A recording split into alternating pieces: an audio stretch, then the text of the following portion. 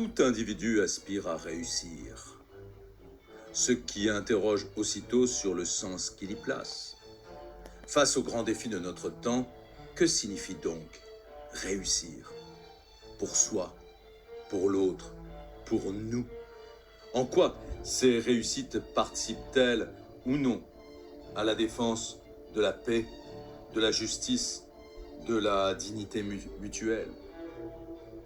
Il se trouve bien des approches de la réussite pour soi ou pour les autres. Pour les autres auxquels on souhaite le meilleur ou pour les autres que l'on envie ou jalouse. Parmi toutes ces approches, il y a sans nul doute celle d'acquérir un statut, un confort, une situation dans la société où l'on se trouve.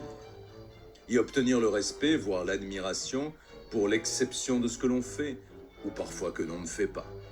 Réussir dans les arts, la science, le sport, la foi, réussir dans sa profession en amenant ses pairs à en convenir, plus ou moins.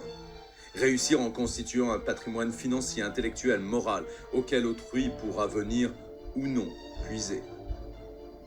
De toutes ces variations de la réussite dépend bien plus qu'un équilibre individuel. En découlent des conduites qui s'en inspireront pour modèle, tenteront plus ou moins de les reproduire. Autant de situations qui gagneront souvent des formes de médiatisation, de publicité, de mise en exergue. Que signifie réussir à l'heure du dérèglement climatique? Que signifie réussir en ces temps de difficultés sociales, économiques, géopolitiques? Peut-on avoir le même sens de la réussite que celui porté par les générations passées?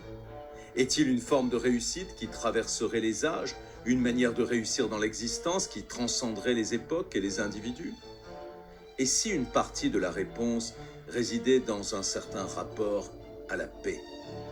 Accéder à la paix, la maintenir, la défendre, n'est-elle pas en effet la plus belle des réussites? La plus belle parce qu'à y songer, elle contient toutes les autres. La paix par la dignité économique accordée à chacun, à chacune.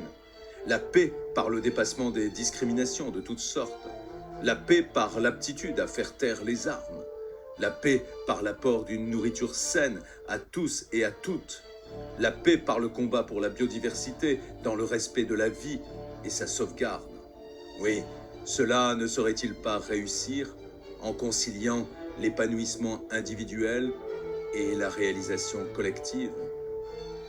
Et si l'on commençait par questionner notre indéfinition de la réussite?